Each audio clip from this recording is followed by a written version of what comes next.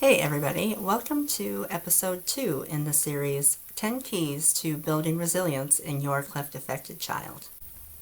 As much as we think we may have all the answers, once we become parents, we quickly realize that there are a lot of unknowns when it comes to raising a child. Add in the additional unknowns of raising a child with a cleft, and all those questions you have racing around in your mind can quickly become overwhelming and even paralyzing. Today I'm going to share with you a strategy on how to get those questions out of your head and empower you to go out and get the answers that you need.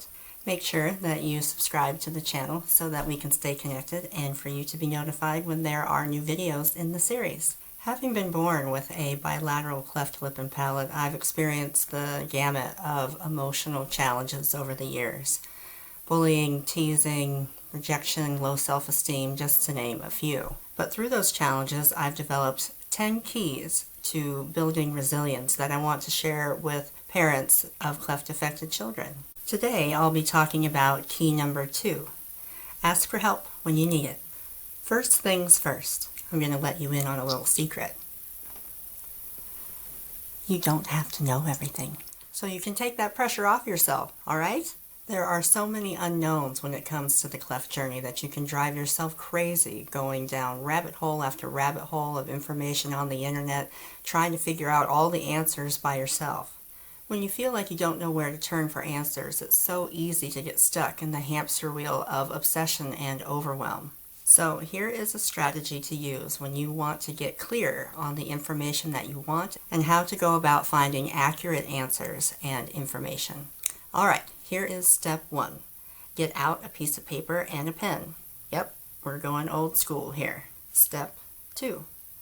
Write down all of the questions that you have, and I do mean all of them. Medical questions, emotional health questions, questions that you have that pertain to you and the support system that you have or need to develop. Write them all down. They don't have to be in any kind of an order here. Just do a brain dump and get it all down on paper. Step 3. Now that you have your list of questions done, we're going to go back through and sort them. Put an M by the medical questions. Put an E by the emotional health questions. Put an S by the questions that have to do with your support system. Whatever code you want to use is fine. You just want to get them sorted. Step number 4. Get out another piece of paper or 2, depending on how many questions you have, and you're going to write them all down, separated into each category: medical, emotional, support. So there you go. You have all your questions sorted into manageable lists, and you can now set about getting your questions answered. So, where do you get your answers from? Here are a few tips. Start with your medical teams. You will be interacting with them a lot, so begin there to find the answers that you need. Other places to find answers regarding both medical and support would be Smile Train and the American Cleft Palate and Craniofacial Association. There are links to both of those organizations down in the description that you can use to check out their information. For the emotional health questions, ask for information from all of the resources that we've talked about already, plus you have me. Be sure to not only subscribe to the channel, but also use the link down in the description to subscribe to the website, newsletter, and you can follow me on Facebook and Instagram. A quick word about Facebook groups.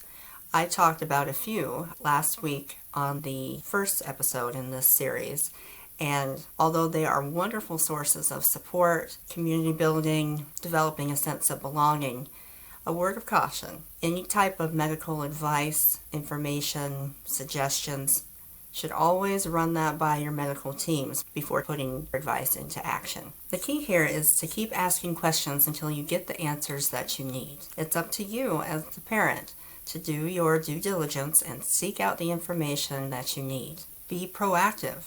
And hey, if you feel like you're being annoying and asking too many questions of all the medical professionals and support people that will be in your life now, you got to push that thought out of your head, because it's up to you to be the advocate for your child and find the information that you need. So go ahead.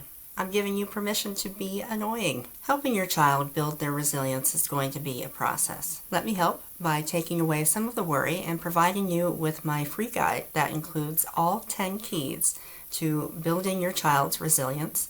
You can click the link in the description below and get your free guide now. If you missed last week's video, It Takes a Village, you can click the link down in the description and watch it now. Remember to like, comment, and subscribe to the channel, and stay tuned for the next video in this series.